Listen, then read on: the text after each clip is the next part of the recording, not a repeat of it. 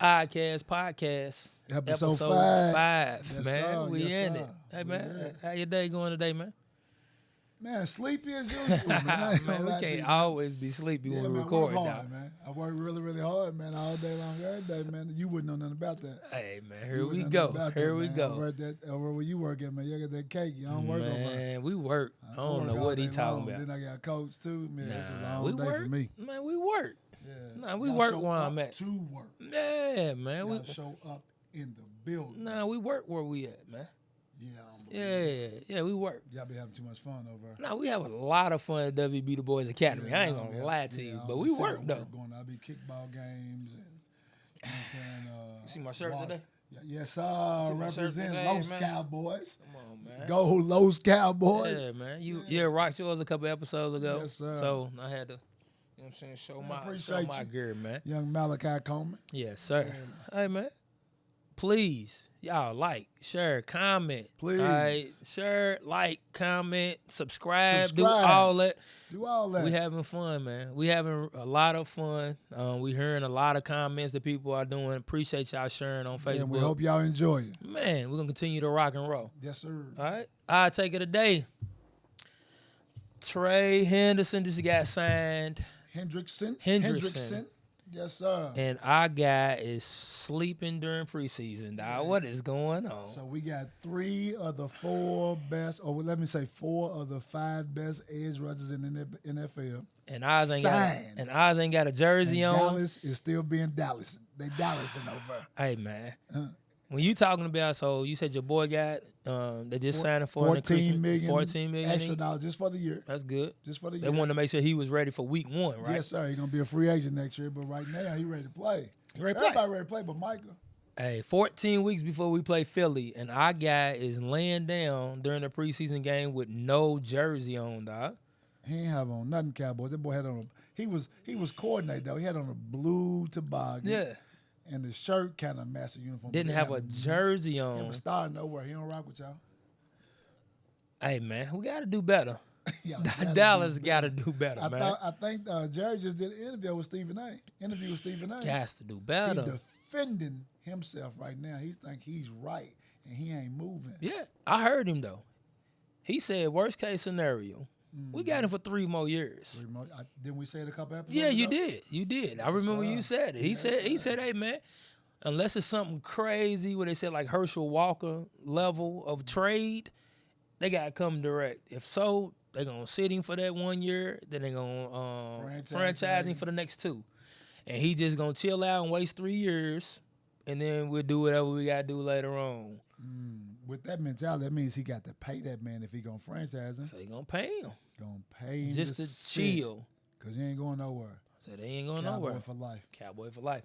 All right, so shout out to Hendrickson, man. He got his deal done, man. Yes, sir. Hopefully somebody can talk to Micah, man, because I know he's working out. He's a pro, so it ain't like he's chilling. And but he's a very intelligent young man. So man. I think he know what he's doing. And I'm one of them delusional Cowboy fans. You feel me? I am. I think you are great when you got that style on, but once you leave, man, I'm ready to talk so bad about him. I hope, bro. I love him. I love him right now. If he leaves, what you gonna say? Hey, man, if he leaves, we're gonna have a problem. Can you say he's tough? Hey, man, he's a Cowboy right now. Micah Parsons, we love you. That's the only thing wrong with him. Micah Parsons, we love you. Hey, man, the only thing wrong with him is the Cowboy. I need him to sign. Man, smart. I need him to figure it out. Athletic. I need him to figure it out. One of the best edge rushers in the game. Only problem he got, he play for y'all. I need him to figure it out. Well, he on y'all roster. He don't play for y'all right now. That bro was asleep. Well, he said he with asleep. No jersey on. He said it was a small, quick moment. That he's laying down, bro. On the table. Like he was tired. From doing what, bro? Watching the game. Sometimes you get tired watching the game. You ain't never got tired watching the game. Michael was tired. Tired watching game. Michael said he was tired. Nah, man, he got to do better. Nothing else around. Nah, he got to do was better. over sitting on the bench. Wasn't nothing available but the table, so the man took a little nap. He got to do better. He got to do better. So one of our most, our first take, we're going to talk about, I just had a long weekend. Yes, so got an opportunity on Saturday to go up to Miami, Ohio, elite camp with my son. Yes, got an opportunity. Did a great job. Them two young men, yes, but then also hit the road again on Sunday to go up to Purdue, Fort Wayne. About 3.5 hours from Louisville, 2:20 from Louisville for Miami, Ohio. So hitting the road up and back, a lot of wear and tear, but effective. Right. All right. When it comes to, and I know you had, Malachi in college right now, so you had opportunity. Elite camps, are they money grabs? Are they opportunities for young men?Hat's your take on that about elite camps? I want to ask you a question. Are elite camps money grabs in your opinion? Or is an opportunity, a true opportunity for a young man? I'm going to lean. What you leaning toward? On the side of they are grabbing money from people, man. They ain't really giving no opportunity, man. They are bringing people on campus to get those checks, man. I've watched a few traveling with my son, going to these elite camps. Right. And I'm thankful that he's been invited to them because you still get the opportunity to play against these guys, go up there and sharpen your tools, see where you stand against people from different regions. But if they're not guys from their regions that they're already looking at, most of these daggone elite camps are money grabs. I've seen guys go up there. I've seen my son, and I've heard of other guys go to these elite camps and literally dominate and crickets from the coach. Right. I remember the first one we went to, and my son's not a big guy, so anybody don't know my son's not a big guy. About 5'11", 5'11 and a half, stretching it a little bit. But he was going against 6'5" point guards and 6'3" point guards, and he was literally dominating these people. Balling. And after in front of the coach. Matter of fact, one of the assistant coaches was his team coach at the camp. Yeah. He's dominating this camp. Right. Crickets. After the camp was over with. And not just talking about man, but I remember Rich Duncan, one of our boys, he was telling me about, he took a kid up to Northern Kentucky. Yeah. No, not going to Northern Kentucky. He said, man, but, and if I'm not mistaken, what's the kid's name? Played at Bellarmine, played at J-Town from over in Indiana. Can't get his name right now. But he's like, man, he said, Quail, he was the best thing on campus all weekend. Right. No information, no recruitment, none of that. No recruitment, none of that after it was over. So I just think it's a big money grab from everything I've seen tells me that kids are not getting the opportunities of money grabs. Right. So in my particular instance, and I agree with you, when it comes to the fact that it's a great opportunity if you already on the coach's radar. You know what I'm saying? If the coaches already know you, it's an opportunity to play in front of their staff, get a chance to see campus, those type of things. But I literally saw a young man, once again, that was up at one of the camps, I ain't gonna lie to you. Say no name. Had on some jogging pants, you know what I'm saying, hooping, shouldn't have been in the camp. But once again, on these elite camps, they're saying, they can't turn the people away. So in the mind of a young man, it's either do you want to get an opportunity to play in front of college coaches or do you want to have a good experience? So like, for example, on my end, I remember going up to EKU. And literally you can see it's 3 courts. All the top guys are in court 2 in the main. The other guys were getting the opportunity on court 1 and court 3. They were getting that experience. But all the coaches was only just focused on court 2. You know what I'm saying? I got a question. So in that instance, that just lets you know that once again they're trying to do 2 in 1. I think a lot of camps are trying to do 2 things at once. If a guy that's under the radar, wants to come on and say I've played on the college campus floor or I've played at a college of my choice, then they're allowing that team, a young man to actually get an opportunity. Allowing him nothing. They taking his money. Well, they take his money. They taking his money. Well, so they're giving him a fee to come and, partake in playing in front of college coaches, getting that experience, you know what I'm saying, that lifelong experience. And then I think if it's a young man that's on our radar, I'll give him an opportunity to see him more and then hopefully pick up an offer. So, yeah. What's your take? What you got on that? So should they take the name, the word elite off? Then? That sounds, because I, as you said, it makes sense. When I go to these camps, trust me, everybody's not elite. Not at all. No, not at all. And some of these dudes ain't even average, correct, let alone anywhere close to the word elite. So should we be still calling these camps elite camps, or should they just be calling them camps? I agree. Just because of the fact that when you take that elite word off, there's a lot of opportunities. But I've heard it not in the Malachi situation because we know he's had a great high school career. But it's a lot of guys, and we talk about that word of delusion a lot. Delusional, when it comes to it, that young men will go into these camps really in their mind, or their parents in their mind, thinking they're going to come out with an offer. And has had no success in high school varsity basketball, no success in AAU. All you did was, once again, pay your fee and think you're going to come out with an offer. That is delusional. And most of them kids feel like they got invited. Correct. And they will run around and say, I got invited to the elite camp. Man, that coach don't know you. We're going back to the question. Right. Man, when I tell you money grab, that Woo. is a money grab. That's the second biggest racket in basketball. So in my mind, I also see the difference as well. There's certain elite camps too that goes back to experience where you got 4 or 5 hours. I've seen some that's like an hour, 1 hour, 30 minutes. That is a true money grab. There's nothing you can do in an hour and a half to impress a coach. If you're not on their radar, they don't even see you. There's nothing you can do. It don't matter how well you drill. You can hit all the threes. You can make a layup, go get a dunk. There's not enough time. You know what I'm saying? Some of these elite camps, they truly working these kids out. They going through training. They going to 1-on-1s, 3-on-3s, to 5-on-5 games, different strategies. Good work going on at the camp. Yeah, good competition, but that elite. You good on that. That elite word is a little bit stretching There's some good work going on at the camps when the coaches are really involved. Right. But I just think most of it is still they're just trying to get more money for the program. I mean, can I knock the hustle? Right. Not necessarily want to knock the hustle. Just want them to be just a little bit more honest about the hustle. That's all. Yeah, that makes sense. Just be honest about your hustle. So you say it ain't worth it? I ain't seen it. I'm gonna say I ain't seen it. I'm gonna say it's worth it. I ain't seen it if you're already on the coach's radar, you better be or if you go in mentally knowing I just want the experience. Like for example, there's certain kids that may have that level, and I use my son for example. I believe he got the opportunity to get there, but right now, if there was an elite camp for a Duke or North Carolina, we would be going just for the experience right now. Right. I think he has the ability to. He's played against some top guards this summer that have that caliber offer, and he played well against them.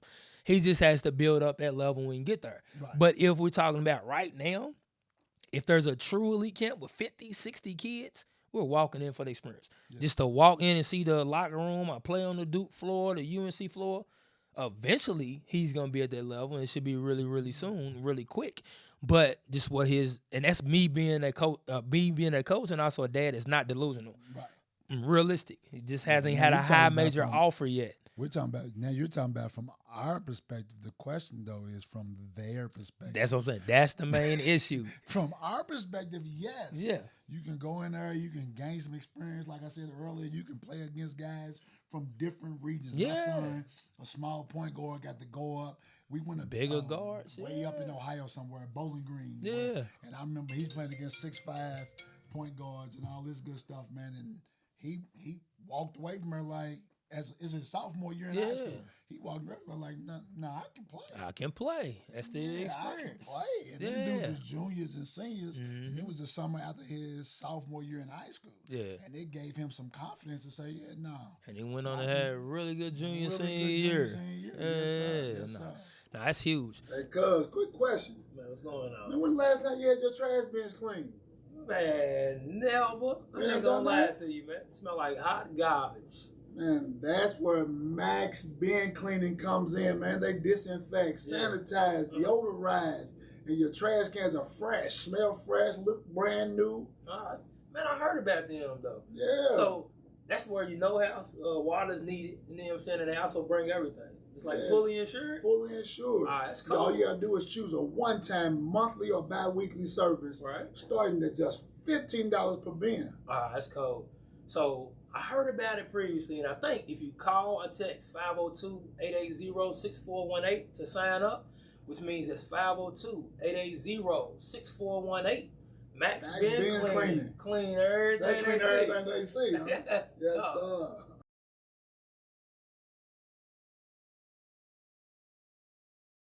Like I know on our end, so our next take was to be dealing with Russell Westbrook. So OG Russ. All right, we talk about, is he done? Is OG Russ done? So when we talk about his accolades, all right, 21.2 points, 7.7 rebounds, he got 8 assists a game. 3 seasons alone, he averaged a triple-double when he got the MVP 2016, 2017. Mm-hmm. His whole makeup, once again, first ballot Hall of Famer. First ballot Hall of Famer. Like, first ballot. Whenever he put his shoes up and throw it to the corner, question. Shoot that little mid-range shoes to the corner, take that jersey off, he's going right into the Hall of Fame. Immediately. Yeah, not even a question. But right now in his state, is OG Russ done?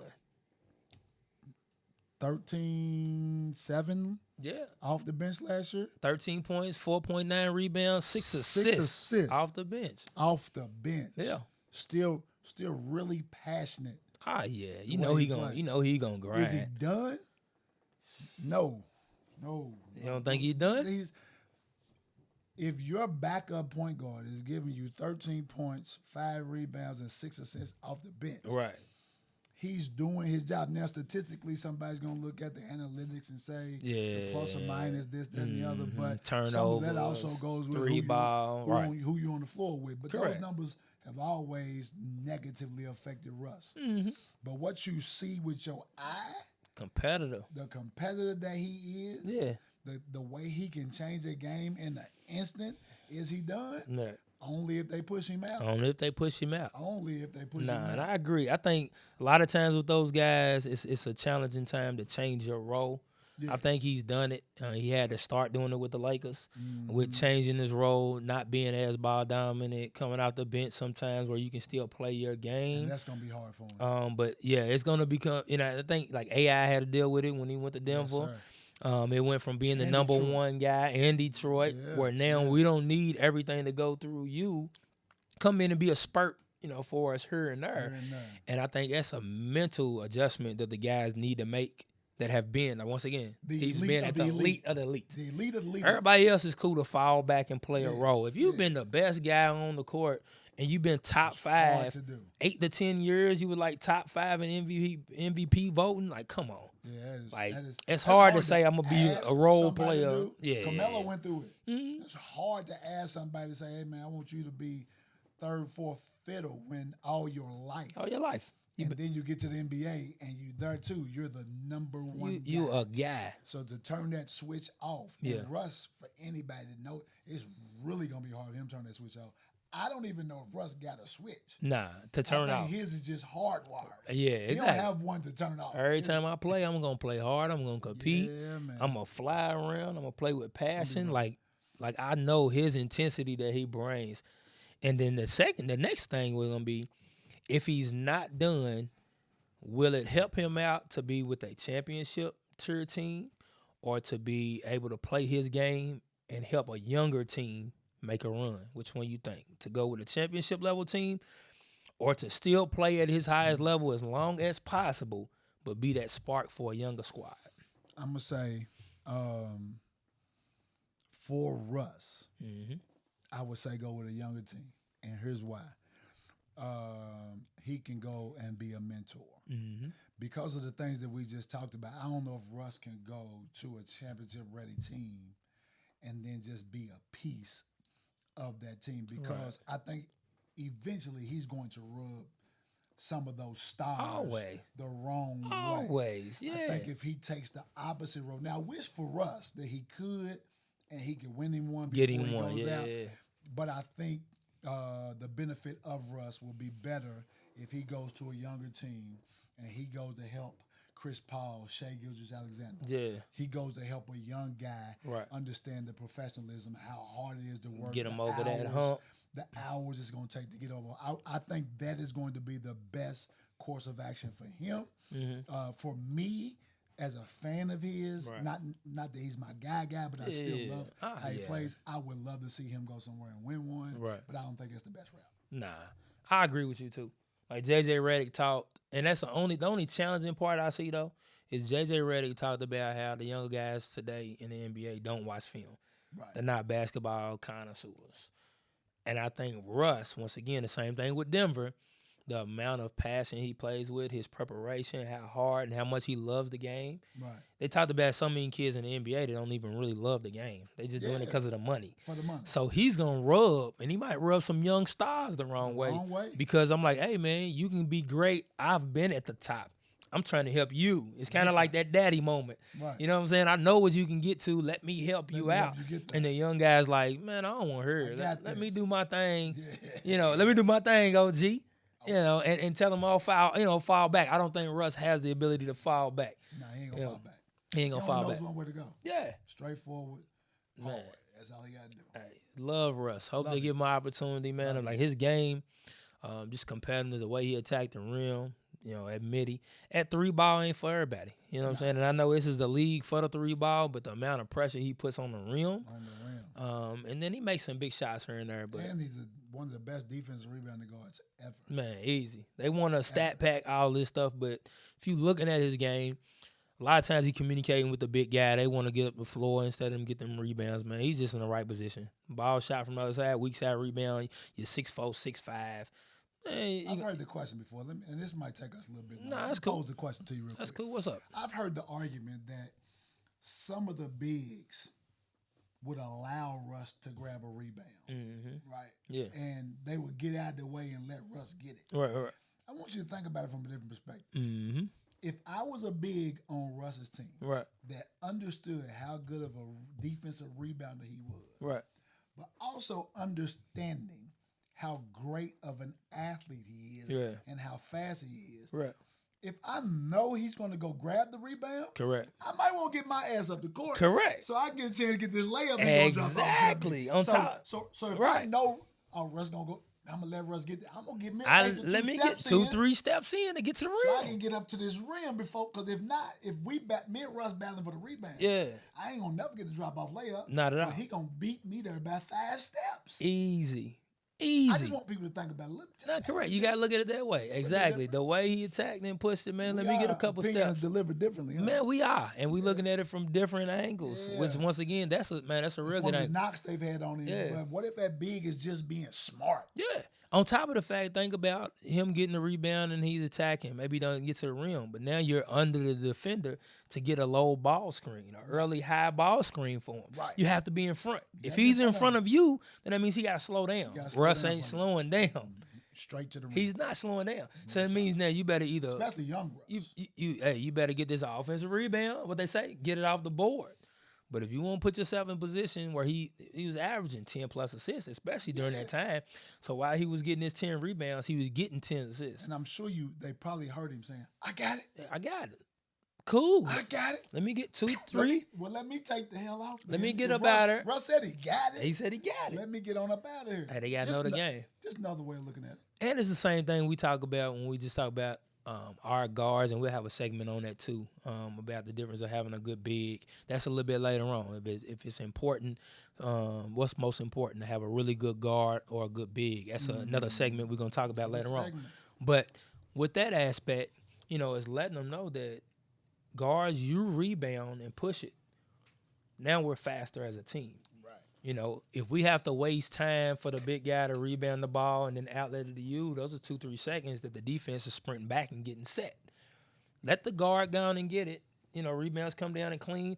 Guys of size, box that man, hold him. Because a lot of times, what's your first rule? If you shoot the ball on offense as a point guard or somebody else, point guard got to get back. Gotta get back. So it means that other point guard doesn't have to box out. That guard's at half court. Yeah, half court. So he need to come in and clean because he doesn't have to box anybody else out. That's just how basketball is. Free rebound.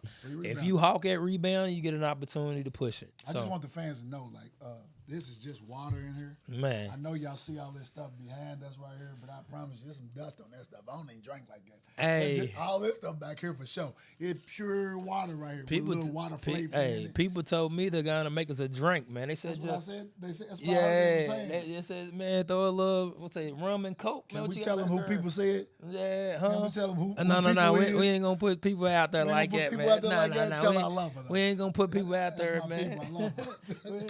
Yeah, she man. told you make a drink. Hey, bourbon and I know who you are. Bourbon and Coke, what they say? Bourbon, I don't know, man. I know who you are here asking for a drink. Hey, come on over and get you one. Gonna get you one, man. So yeah, hope Russ, man, get an opportunity to continue to play. Give him an opportunity to be productive, man, because he's giving a lot for this game. Hey, Russ, mentally work on yourself, man. I know it's gonna be hard, man. Mm-hmm. So you can learn how to, not rub them people wrong. Take a little bit of a back seat. So we can see you go get you one. See him go get one. That'll be huge. So on that same little aspect, we talked about it. All right, we're gonna start at college first, and then we're gonna go to high school, which is our realm right now that we partake in, we deal with. Is it important to have a really good guard or a good big? So I asked that question for a reason. Ooh. You think about really talented teams, good teams, and you think about March Madness in college. You talk about Lehigh versus Duke, C.J. McCollum.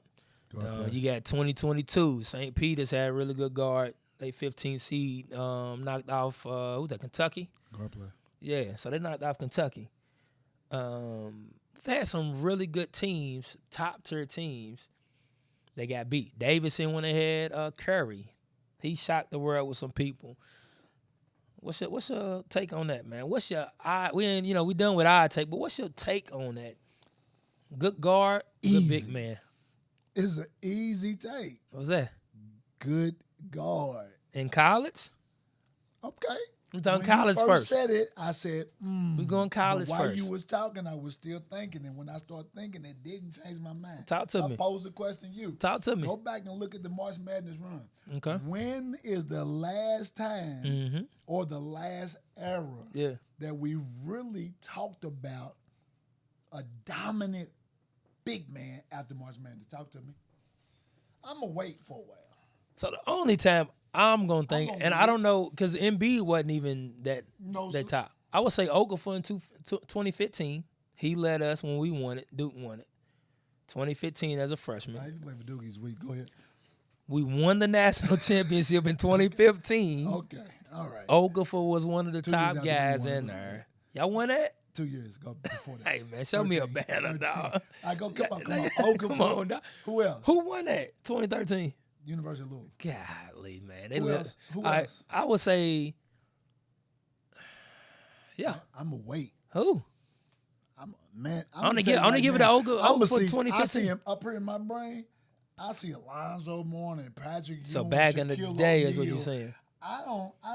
David Robinson, Tim Duncan. Where's the big boy that was at Memphis, man? Ooh. He was the big Purdue. boy. Yeah. Purdue's big dude? Yeah, okay. A couple years ago, man. So we've named how many so far? 2. Look, 2 in the last 20 years. How many guards can we really sit here and name? So I'm going to say guards. Guard play. Now, bigs make a difference. I don't want to say they don't. Yeah, so you're talking about big Zach Edey. That's why I couldn't think of his name. Big Zach Edey. Which way am I going to go? You're right. I'm going to go with that dude that got to get the ball up the court and get the ball to other people because that big, if he ain't got a good guard, he ain't going to be a good big. I rest my case. You say what you want to. No. I'm with that. Let's just talk. I'm Change my mind. No. I'm with it too. No, I'm with it. I think a really good guard. They talk about, and I think when college coaches are talking about getting into college, guards are important, but they talk about guards are a dime a dozen because people want more guards than it is guys in size. You don't really see teams that got 4 or 5 bigs, but you'll have teams They're going to have really good guards fighting it out. Sometimes there's certain teams in college that's playing 3 guards, 2-point guards. Yeah. So I think it's important that, the guards, because you're taking care of the basketball, you can put pressure on the basketball, the shot-making ability, decision-making, creating for others. On the floor. Yeah. So, no. Good guard. Yeah. All day, every day, and twice on Sundays. If you guys think, if y'all got a different opinion when it comes to guards or bigs, put it in the comment. Gotta drop it in the comment for us, and tell us why. Like, give us a reason. We're gonna respond back. But also make sure, subscribe, comment, share. Oddcast podcast, tell your people about us. Please get it out, because there's so many people that need to hear this stuff, man. I think we're gonna have fun and continue to have fun. We're gonna keep on having fun. We're gonna keep on having fun. All right, so now on our rim, high school basketball, man. Huh? It's even easier on our level than it was on the college level. At least on the college level, it's gonna make you think. Right. We coach in Louisville, Kentucky. Give me a guard. You hear me? That sound like that old Nelly right there. Give me 2. Give me 2 guards. I need 2. Right. I promise you, give me a guard all day, every day. Give you a guard. Okay. You're gonna win. Hey. If you don't have a good guard, you're not winning basketball games. So I learned that and felt real comfortable with that this summer. Mm-hmm. We played against Evangel, who got 2 6'8s. We played against Fern Creek. They got a 6'7", 6'8". We played against another team I can't think about that had size. And my mind stayed, and their guards were younger or they just was inexperienced or whatever. And it was like, man, if you don't put some pressure on these dudes, because we're going to speed them up so much that you can't even affect us on that end. You can't even get the ball to the big. Right. You know what I'm saying? So, no question. That's a game changer. Because if you don't have a good guard, I'm pressing you to death. Right. I don't even care if we're a good pressing team, the team that I have that current year. Right. If I know y'all shaky, and we're shaky on the press, we're going to win that battle. Exactly. Because that guard's still going to turn that ball. Nah, eventually you can play in the numbers. Yeah, you play in the numbers. You know, hoping that, pressure alone is just going to. This year might be the first year, possibly, I'm saying possibly, in a long time that I don't start 2-point guards. Now, my second point guard last year had played mostly 2 all of his life, but he was a shorter guard who could handle some point guard action. Right. So I still looked at him as 2-point guards. I had 2 point guards on the floor. And I don't remember the last time that I didn't. If it happens this year, it might be the first year in a long time that I didn't start 2-point guards. Yeah.